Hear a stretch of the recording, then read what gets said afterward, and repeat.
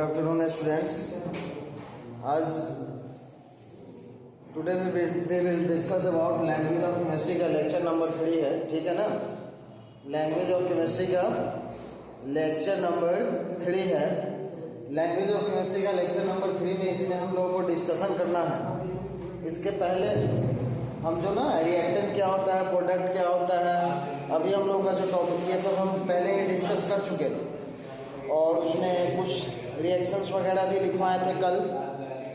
तो आज हम जो बेसिकली भेज रहे हैं इसमें ध्यान दीजिएगा कि केमिस्ट्री का इसमें जो केमिकल प्रॉपर्टीज है, केमिकल प्रॉपर्टीज है जो रिएक्शन में केमिकल प्रॉपर्टीज है कि गैस जो निकल रहा है, चेंज जो निकल रहा है, किसी भी केमिकल रिएक्शन को कराने के लिए जो हीट जो इवॉल्व होती है, या हीट को हम लोग लेते हैं उसे कंडक्ट कराने के लिए, डिकम्पोजिशन रिएक्शन कराने के लिए। तो डिकम्पोजिशन रिएक्शन के लिए जो हीट लेते हैं, जैसे आज बहुत सारे एग्जांपल हम पढ़ेंगे और इसमें एग्जांपल में देखेंगे कि डिकम्पोजिशन रिएक्शन में क्या क्या होता है, ठीक है ना। जैसे से डिकम्पोजिशन होता है कॉपर कार्बोनेट्स ऑन इट। अब इसमें कॉपर कार्बोनेट लेंगे। देखिए कल हम लोगों ने रिएक्टेंट क्या है, प्रोडक्ट क्या है, छोटा छोटा केमिकल इक्वेशन लिख करके हम लोग समझे थे और उसके बारे में समझे थे कि रिएक्टेंट क्या है, प्रोडक्ट क्या है, उसका कैसे वो रिएक्शन करता है। तो थोड़ा मोड़ा हम लोग कल उसके बारे में डिस्कशन किए थे, बट आज हम लोग को डिस्कस करना है। जैसे देखिए ये जो हम बताएं कि डिकम्पोजिशन ऑफ कॉपर, अब इसमें हीट कैसे, गैस कैसे रिमूव हो रहा है। ये बेसिकली क्या है, जब कोई भी केमिकल रिएक्शन कराते हैं तो गैस उसमें रिमूव होता है, ठीक है ना। केमिकल रिएक्शन कराते हैं तो गैस रिमूव होता है। When the copper carbonates is heated and it decomposes black residue of the copper oxides and carbon dioxide। ये ध्यान में रखिएगा कि जैसे यहाँ पे जो हम बोले हैं कि कॉपर कार्बोनेट को लेंगे CuCO3, कार्बोनेट का रेडिकल आप लोगों को पता है, कॉपर का रेडिकल पता है। कॉपर का यहाँ पे ध्यान दीजिएगा, कॉपर का आप लोगों को पता है कॉपर का चार्ज कितना होता है, कॉपर को यदि कॉपर कार्बोनेट को यदि हीट कर रहा है, कॉपर कार्बोनेट बेसिकली ये सब एग्जाम में पूछता है, इसलिए ध्यान में रखिएगा कि कॉपर ऑक्साइड किस कलर का होता है, ठीक है ना। तो copper oxide basically black colour का होता है। देखो ये एग्जाम में बार बार पूछा जाता है कि colour of copper oxide when the heating of copper carbonate, यदि कॉपर कार्बोनेट को हीट करते हैं, कॉपर कार्बोनेट बेसिकली क्या ग्रीन कलर का है। कॉपर का चार्ज कितना होता है, तो +2, कार्बोनेट का चार्ज -2। और जब इसे हीट करेंगे, ध्यान देना, कॉपर का चार्ज कितना है +2। ज्वाइन कर लो सब, और जो नोट्स भेजेंगे ग्रुप में उसे नोट्स कर लेना है, ठीक है ना। नोट्स जो ग्रुप में भेजेंगे उसे सबको नोट्स करके रखना है।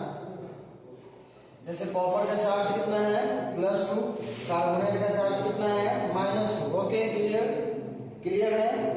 तो कॉपर कार्बोनेट यहाँ से दोनों का चार्ज न्यूट्रलाइज हो गया है, तो चार्ज फिर इसको जब हम लोग हीट कर रहे हैं, कॉपर कार्बोनेट है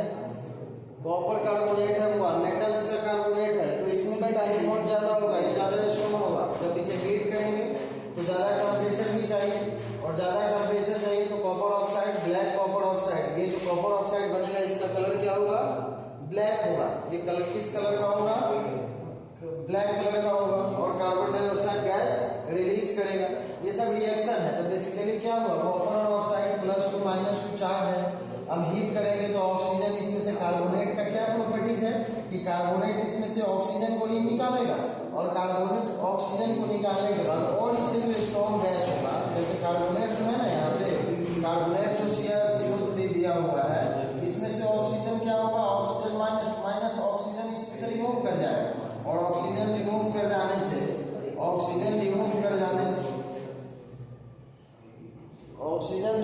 जाने से यहाँ से कॉपर ऑक्साइड बना लेगा और कार्बन डाइऑक्साइड बना लेगा। तो ये बेसिकली लैंग्वेज ऑफ केमिस्ट्री का चैप्टर आज लेक्चर 3 है, इसको ध्यान से देखिए।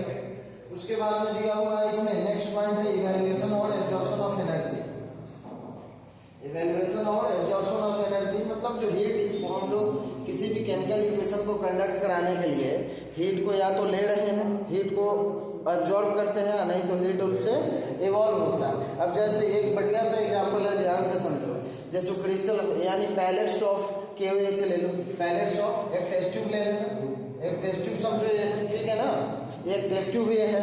अच्छा ये बताओ, जैसे हम ये चर्चा करेंगे यहाँ पे एंडोथर्मिक और एक्सोथर्मिक का, एंडोथर्मिक और एक्सोथर्मिक का, तो ये चीज देखना है। यदि पैलेट्स ऑफ KOH ले लेते हैं, KOH जानते हैं ना, KOH और NaOH, सोडियम हाइड्रोक्साइड और KOH, ये दोनों का जो है, ये दोनों पैलेट्स क्रिस्टल के फॉर्म, यदि दोनों पे एक एक दाने को बाहर निकाल करके रखें, ठीक है ना, दोनों को एक एक दाने को यदि बाहर निकाल करके रखें तो आप पहचान नहीं पाओगे, क्योंकि दोनों का कलर ही सेम होता है, केवल यदि उसका मॉलिक्यूलर फॉर्मूला, मॉलिक्यूलर वेट, ये सब अलग अलग होगा। बट यहाँ पे KOH ले लो और NaOH ले लो, तो दोनों क्रिस्टल है। इसको यदि डाल रहे हो किसी बीकर में या टेस्ट ट्यूब ले लो, टेस्ट ट्यूब में यदि लेकर के KOH डाले और उसमें वाटर डालो, पानी डालो, तो देखे होगा बीकर को या टेस्ट ट्यूब को, इसको टच करके देखना, ये ज़्यादा अमाउंट में जो है ना ये गर्म हो जाएगा, वार्म हो जाएगा। इससे क्या पता चल रहा है, इससे क्या पता चल रहा है, देखना ध्यान से, इससे क्या पता चल, वार्म हो गया तो एंडोथर्मिक हुआ या एक्सोथर्मिक हुआ, नहीं बेटा, ये वार्म हो गया ना तो ये एक्सोथर्मिक हो जाएगा, क्योंकि इससे हीट निकल रहा है। ऐसा थोड़ा है कि बाहर से कहीं से हमको हीट देना पड़ा इसको मिलाने के लिए, बाहर कहीं से तो हीट नहीं ना देना पड़ा। देखो ध्यान से देखो, बाहर कहीं से तो हीट नहीं ना देना पड़ रहा है, इसलिए तो ये कौन सा केमिकल रिएक्शन होगा, एक्सोथर्मिक हो जाएगा। जैसे इसमें KOH हम डाले तो मान एक बीकर ले लिए, या KOH डाल दिया, NaOH डाल दिया, तो KOH NaOH डालेंगे तो ये देखिएगा कि इसको अब पानी थोड़ा सा वाटर्स में इसको एक्वस फॉर्म में लाइए, तो एक्वस फॉर्म में लाने के लिए इसमें देखिएगा क्या, ये एक्वस फॉर्म में लाने के लिए जब इसमें पानी को डालेंगे तो ये क्या होगा, ये डिजोल्व कर जाएगा, और डिजोल्व करने के बाद क्लियर सॉल्यूशन बना लेगा। वाटर में यदि डाल रहे हैं तो डिजोल्व करके क्लियर सॉल्यूशन बना लेगा, और क्लियर सॉल्यूशन बनाएगा। बट बीकर या टेस्ट ट्यूब जो हम भी ले रहे हैं इसे इसमें डालने के लिए, डिजोल्व करने के लिए तो ये क्या होगा, वार्म हो जाएगा, ठीक है ना। अरे ये बात समझ।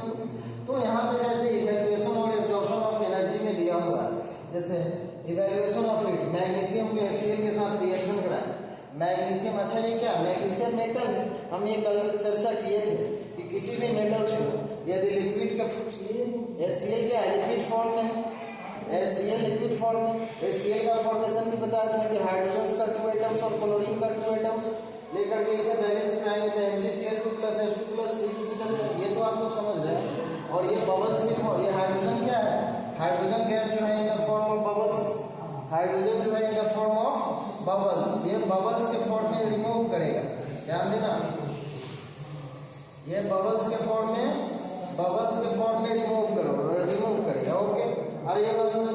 अब इस केमिकल रिएक्शन को लिखना है, कैसे लिखेंगे, तो मैग्नीशियम पे कितना चार्ज होता है, देखो +2 चार्ज, हाइड्रोजन पे +1 चार्ज, क्लोरीन पे -1 चार्ज, हाइड्रोजन पे कितना चार्ज, +2 चार्ज, सॉरी हाइड्रोजन पे +1 चार्ज, मैग्नीशियम पे +2 चार्ज, क्लोरीन पे -1 चार्ज। अब मैग्नीशियम MgCl2 बन गया, MgCl2 हाइड्रोजन क्या करेगा, नेगेटिव, पॉजिटिव और नेगेटिव चार्ज एक दूसरे से कंबाइन करेगा, और कंबाइन करके यहाँ से हीट भी प्रोड्यूस करेगा। अच्छा, हीट इसमें प्रोड्यूस हो रहा है, हम लोग हीट ले नहीं रहे हैं, इस केमिकल रिएक्शन को कराने के लिए हीट ले नहीं रहे हैं, हीट इसमें प्रोड्यूस हो रहा है। तो हीट जब प्रोड्यूस हो रहा है तो ये कौन सा केमिकल है, एंडोथर्मिक है, एक्सोथर्मिक? अच्छा, आप लोगों से क्वेश्चन है कि जैसे इसमें हम NaOH को डाले थे या KOH को डाले थे, NaOH का 2-4 था ना, 2-4 पैलेट्स ले लो इसका, और एक बीकर में या एक टेस्ट ट्यूब में डालो, तो क्या करेगा, बीकर और टेस्ट ट्यूब को मिलने के बाद देखना कि वो गर्म हो जाएगा, ठीक है ना, गर्म हो जाएगा। तो गर्म होने से क्या पता चल रहा है, वार्म हो जाएगा। इससे क्या पता चल रहा है, कि एंडोथर्मिक दे रहा है या एक्सोथर्मिक दे रहा है, तो ये एक्सोथर्मिक होगा, एंडोथर्मिक नहीं होगा, क्योंकि एंडोथर्मिक हम इसके बाद पढ़ाएंगे क्या होता है, बट एक्सोथर्मिक है। तो इसमें हीट रिलीज कर रहा है, इसको ध्यान देना। उसके बाद में कह रहा है कि इवैल्यूएशन ऑफ लाइट, जैसे ये भी बहुत अच्छा है, सुनो ये भी ध्यान रखो। जैसे कॉपर ऑक्साइड का कुछ बोल बताए ना कि कॉपर ऑक्साइड किस कलर का होता है, बहुत सारे एग्जाम में पूछता है कि जब हम लोग when the decomposition of copper carbonate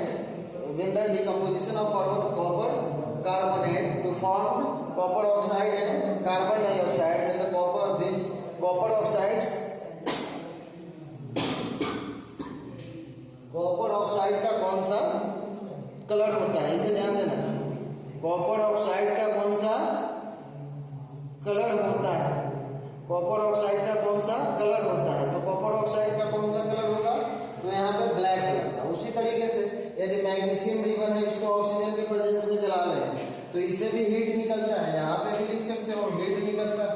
heat ये भी कौन सा कैसा किसका एक्सोथर्मिक का एग्जाम्पल होगा एक्सोथर्मिक का, तो that is also examples of exothermic reaction because they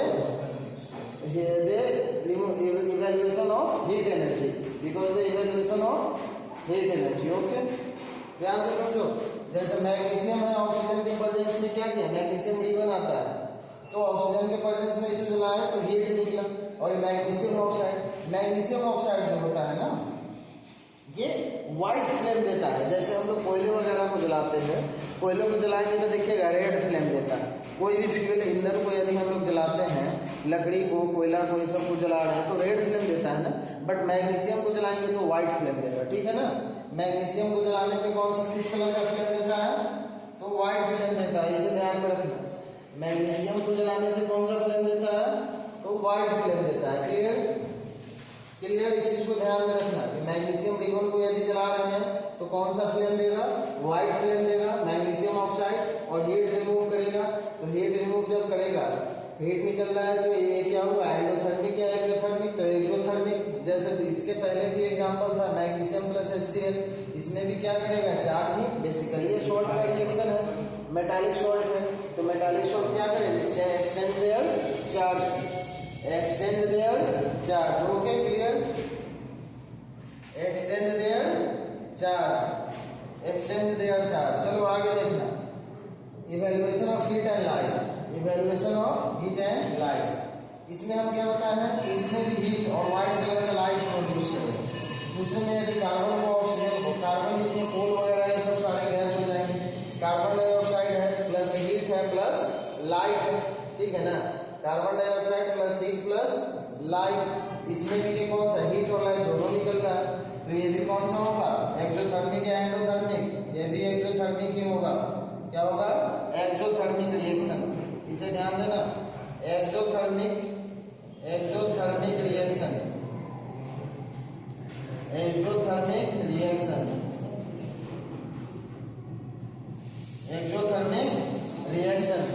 ठीक है ना। एक्सोथर्मिक रिएक्शन क्या होगा, एक्सोथर्मिक रिएक्शन होगा। पहले इधर वाले पूरा आप नोट्स कर लेंगे, इधर वाले जितना भी बताए हैं सारे नोट्स कर लेंगे। और ये ध्यान से याद रखना है कि colour of copper oxide black, magnesium oxide white. कौन सा फ्लेम मैग्नीशियम ऑक्साइड का निकलेगा, तो व्हाइट फ्लेम निकलेगा। मैग्नीशियम ऑक्साइड का कौन सा फ्लेम निकलेगा, तो व्हाइट फ्लेम निकलेगा, ठीक है ना। पहले इतना नोट करेंगे, इतना पहले नोट कर लेंगे, उसके बाद हम लोग आगे बढ़ते हैं, एंडोथर्मिक रिएक्शन पे डिस्कस करते हैं। ओके,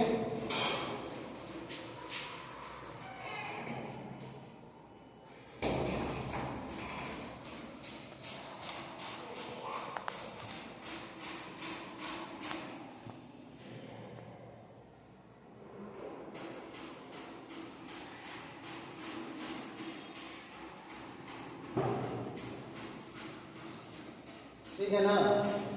अब हम लोग डिस्कस कर रहे हैं एंडोथर्मिक रिएक्शन। तो एक्सोथर्मिक समझ में आ रही है कि एक्सोथर्मिक में इसमें बताया है ना कि जिसमें हीट क्या हो, तो हीट का इवैल्यूएशन हो, हीट रिमूव करे, हीट निकल रहा है, क्या होगा, exothermic.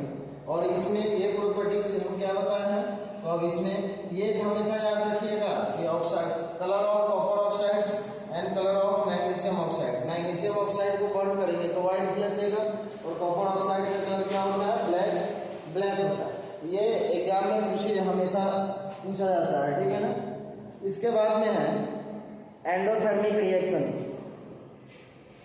Endothermic reaction, what is endothermic reaction, what is endothermic reaction. तो endothermic reaction a chemical which takes place with the absorption of heat energy। देखो केमिस्ट्री में दो वर्ड समझोगे, एक समझोगे एब्जॉर्प्शन और एक adsorption. What is absorption and what is adsorption. Adsorption और एब्जॉर्प्शन दोनों में क्या अंतर है, पहले ये समझना है। अच्छा चलो एक कॉमन सा एग्जांपल लेकर के बताते हैं।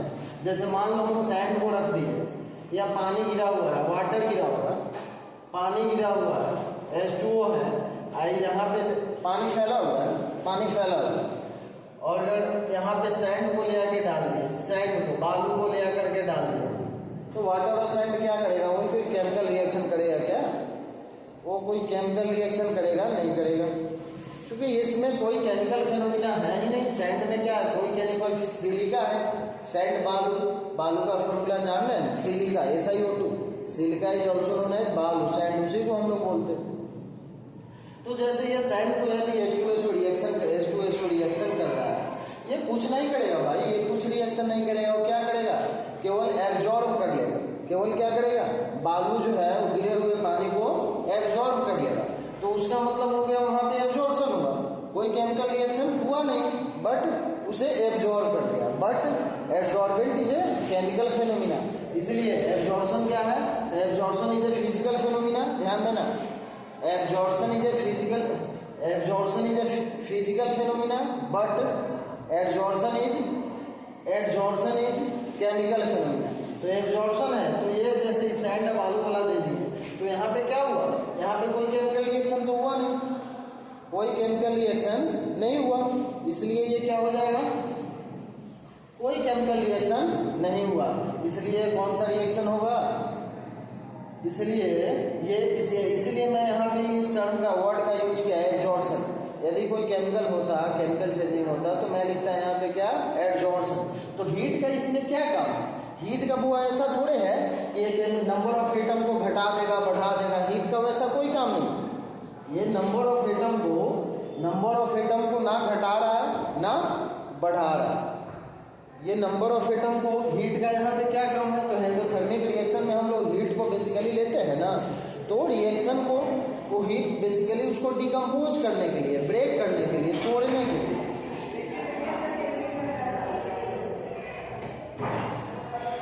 डिकम्पोज करने के लिए, ब्रेक करने के लिए, तोड़ने के लिए, ठीक है ना।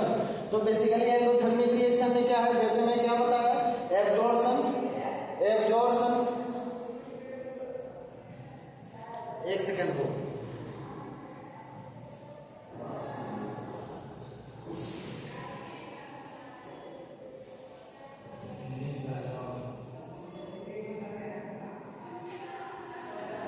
तो देखो एंडोथर्मिक रिएक्शन में हमने क्या डिस्कस कर रहा था? एंडोथर्मिक रिएक्शन में हम लोगों ने अभी डिस्कशन किया, और हम लोगों ने यहाँ पे समझा कि मीनिंग ऑफ एब्जॉर्प्शन।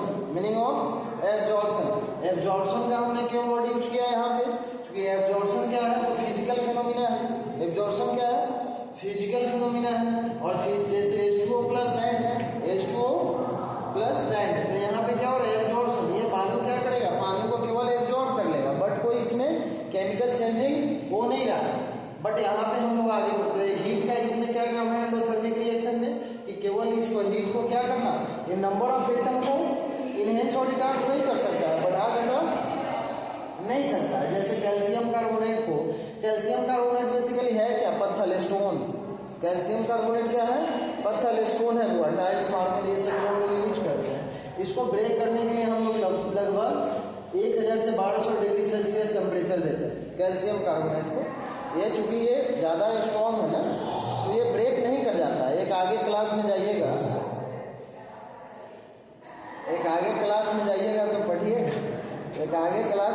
तो पढ़िएगा कि इसमें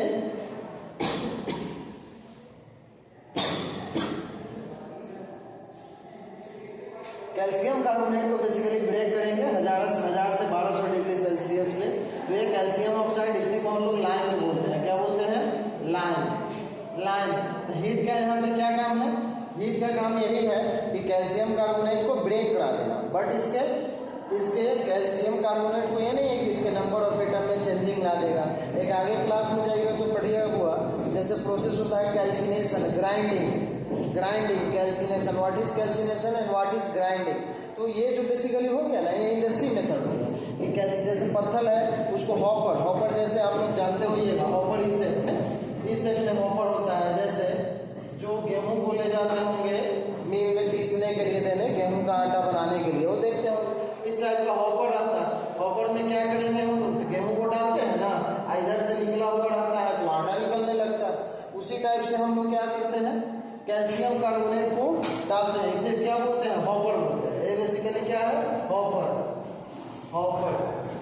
और इसको हम लोग क्या बोलेंगे, जब इसमें कैल्शियम कार्बोनेट को डालेंगे तो उसमें हार्ट ब्लड वगैरह लगा रहता है, टेम्परेचर हीट देते हैं, इसे ग्राइंडिंग कर देगा, तोड़ देगा प्योर, जैसे हम लोग सीमेंट वगैरह के मैन्युफैक्चरिंग में पढ़े थे, ठीक है ना। तो यहाँ पे समझना है बेसिकली कैल्शियम कार्बोनेट को हीट करेंगे तो क्या बनेगा, calcium oxide plus carbon dioxide लाएंगे। अच्छा एक बात बताइए, जैसे घर वगैरह पे जो देखते हैं पेंट जो हम लोग करते हैं चुना का, कैल्शियम तो उसमें होता है या हुआ, वो कैल्शियम ही है। बट जिस समय हम लोग पेंट करते हैं, क्या वो चमकने लगता है दीवार, नहीं ना चमकता। इसके पीछे रीजन है, तो रीजन क्या है, व्हाट रीजन बिहाइंड दिस, इसके पीछे रीजन है कि कैल्शियम क्या करता है, ऑक्सीजन जो प्रेजेंट है एटमॉस्फेयर में, उससे लेकर के कैल्शियम ऑक्साइड बना लेता है ना। Calcium reacted with the presence of oxygen in atmosphere to form calcium oxide, and calcium oxide in bright in color, और calcium oxide bright in colour होने के कारण ही ये चमकता है, calcium oxide bright in colour होने के कारण ये चमकने लगता है। दूसरा है जैसे नाइट्रोजन, यहाँ पे गैस है, देखना नाइट्रोजन गैस है, ऑक्सीजन गैस है, नाइट्रोजन गैस है या ऑक्सीजन गैस है, ध्यान दो।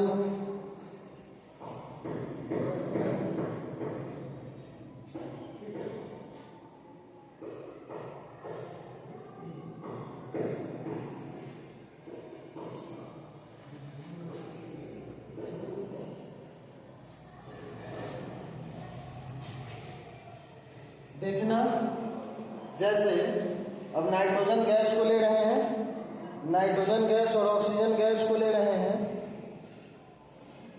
नाइट्रोजन गैस और ऑक्सीजन गैस को ले रहे हैं, तो 3000 डिग्री सेल्सियस पे। अब देखो, अब तुम बोलोगे ये तो है सर गैस दोनों ही हैं, तो दोनों को आपस में जल्दी मिल जाना चाहिए, नहीं ऐसा नहीं है। ऑक्सीजन से जो नाइट्रोजन का प्रॉपर्टीज है वो कम्प्लीटली डिफरेंस होता है। अब कहिए कि सर 3000 डिग्री सेल्सियस पे है, 300 डिग्री सेल्सियस पे क्यों इतना जाकर नाइट्रोजन ऑक्साइड बनेगा, ये अलग मेथड है, पढ़ना है आपको। तो यहाँ पे नाइट्रोजन ऑक्साइड बन जाएगा, ठीक है ना, नाइट्रोजन ऑक्साइड बन जाएगा। इसका नोट्स हम भेजेंगे, आप लोग ध्यान से नोट कीजिएगा, ठीक है। जैसे एब्जॉर्प्शन ऑफ लाइट कुछ है, जैसे कुछ केमिकल रिएक्शन यहाँ पे दिया हुआ है, एब्जॉर्प्शन ऑफ लाइट। कोई केमिकल रिएक्शन क्या है कि some of the chemical reaction produced with the absorption of light, absorption of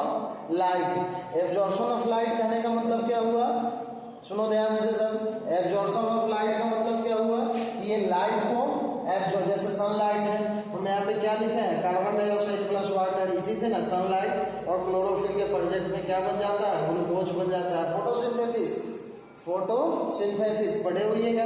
और इसको ये सनलाइट के प्रेजेंस में दो रिएक्शन हो रहा है ना, किसके प्रेजेंस में हो रहा है, सनलाइट के प्रेजेंस में।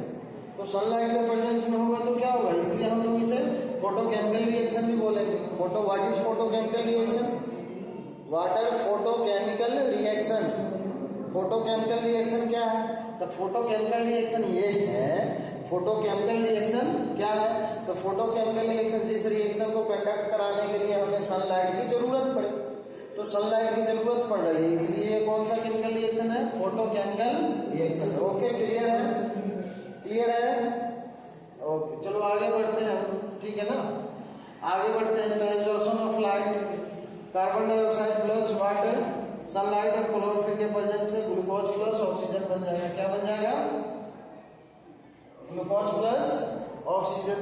फॉर्मेशन ऑफ प्रेसिपिटेट क्या है, फॉर्मेशन ऑफ प्रेसिपिटेट,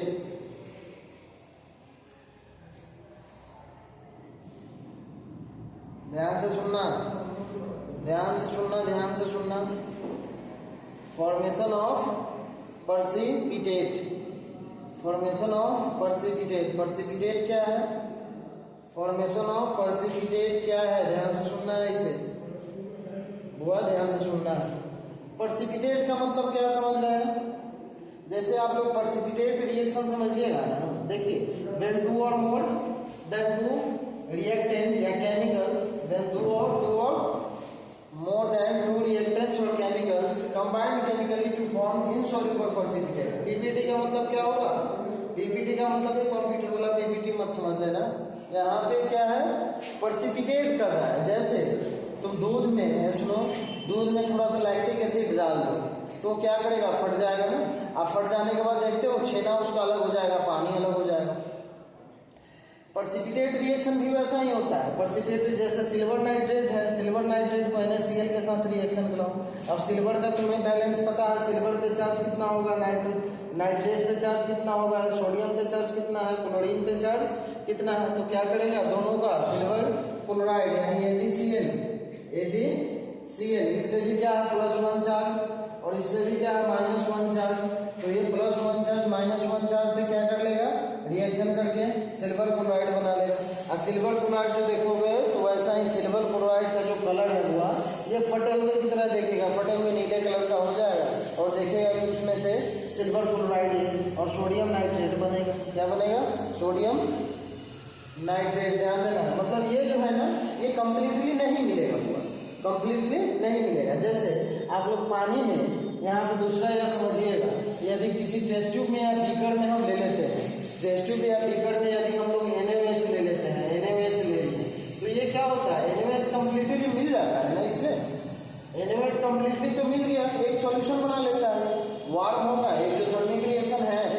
ये क्या होगा, जब टेस्ट ट्यूब या बीकर में आप NaOH या KOH के 2-4 पैबल्स को डाल दीजिए, थोड़ा सा पानी डालिए, ठीक है ना, 2-4 पैलेट्स को डाल दीजिए और थोड़ा सा पानी डालिए, देखिएगा कि ये जो बीकर है ये वार्म हो गया, इसे टच करके देखिएगा, बीकर वार्म हो जाएगा। तो कहने का मतलब मेरा क्या है, ये कंप्लीटली डिसॉल्व कर गया तो ये प्रेसिपिटेट नहीं किया, कंप्लीटली डिसॉल्व कर गया तो प्रेसिपिटेट नहीं किया। बट ये जो है ना, ये कंप्लीटली डिसॉल्व नहीं करेगा, फटे हुए पानी इसमें का अलग हो जाएगा और जो है वो अलग हो, तो फटे हुए की तरह हो जाएगा, मतलब फटे हुए मिल्क की तरह। सेम बेरियम क्लोराइड है, सोडियम सल्फेट, बेरियम का कितना चार्ज है, क्लोरीन का कितना चार्ज है, इसका भी बेरियम सल्फेट से बेरियम सल्फेट बना लेगा, बेरियम सल्फेट से और क्लोरीन से NaCl बना लेगा, 2NaCl, ठीक है ना। तो ये भी क्या है, प्रेसिपिटेशन, इसमें बेरियम सल्फेट क्या है, प्रेसिपिटेट। ये रिएक्शन हुआ, याद रखिएगा, ये जो पढ़ रहे हो फॉर्मेशन ऑफ प्रेसिपिटेट, ये क्लास 10 में भी प्रेसिपिटेट रिएक्शन का एग्जाम्पल पूछ देता है कि एग्जाम्पल ऑफ प्रेसिपिटेट रिएक्शन क्या है। तो कॉमन जो ये एग्जाम्पल्स है, सिल्वर नाइट्रेट का हो गया NaCl के साथ, बेरियम क्लोराइड का हो गया Na2SO4 के साथ, इसे देखना है, चार्ज तो बेसिकली याद ही रहना चाहिए। लेड नाइट्रेट का हो गया सोडियम आयोडाइड, सोडियम Na है, इसे क्या बोलेंगे, सोडियम आयोडाइड, Na क्या बोलेंगे, सोडियम आयोडाइड। सोडियम आयोडीन से रिएक्शन करेगा, सोडियम आयोडाइड फ्लोरीन से रिएक्शन करेगा, sodium fluoride, sodium chloride, sodium bromide, ठीक है ना, ये सब फॉर्म करेगा। तो यहाँ पे क्या बन जाएगा, लेड आयोडाइड बन जाएगा, लेड आयोडाइड बन जाएगा, सोडियम नाइट्रेट बन जाएगा। क्या बनेगा, सोडियम नाइट्रेट और लेड आयोडाइड बन जाएगा। ओके, क्लियर, ठीक है ना, सोडियम नाइट्रेट और लेड आयोडाइड बन जाएगा, क्लियर है। तो प्रेसिपिटेट रिएक्शन का ये सब जो एग्जाम्पल है, इसे याद करके रखना है, ठीक है ना बुआ, इसे याद करना है, कॉपी पे सभी आदमी नोट कर लीजिएगा, ऐसे ग्रुप में हम नोट्स को सेंड करेंगे।